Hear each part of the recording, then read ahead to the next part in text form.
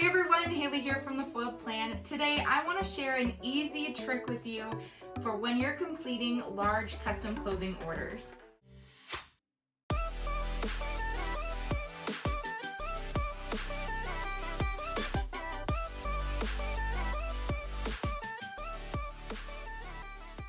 So the one thing that I like to keep in mind when I'm doing a large order is time management. I like to save time wherever possible because large orders take me a long time. If I am doing a large order, I'm typically using my new heat press. So I still have my easy press, but when I have lots to do, I just find it's quicker to use my heat press. When I am using my heat press, if I'm doing a double-sided shirt, the easiest way I save time is by using one of these guys. So this is one of the CRICUT Easy Press mats. I have the largest size and then I also have a smaller one. But when I'm doing adult t-shirts, if they're double-sided, what I will do is put this inside the shirt.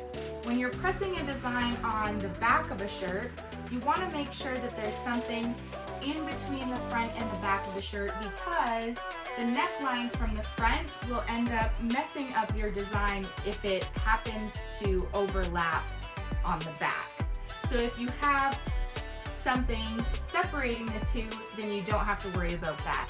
Now, the quick trick that I'm going to show you today is a way to save time when you are putting this mat inside of a shirt.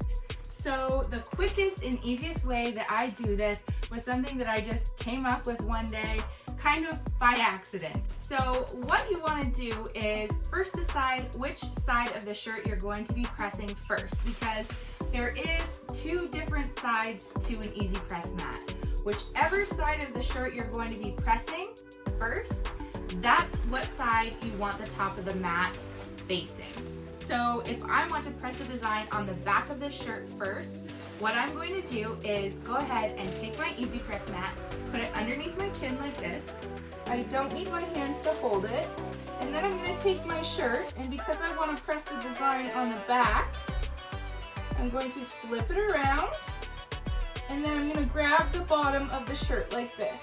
And all I'm going to do is open it up at the sides. So the mat is now slightly just inside of the shirt, and then all I'm going to do is lift up my chin. And now the mat is inside of the shirt, and then you can just adjust slightly for where the shoulders sit so they're at the top corners of the mat. And now you can press this side of the shirt.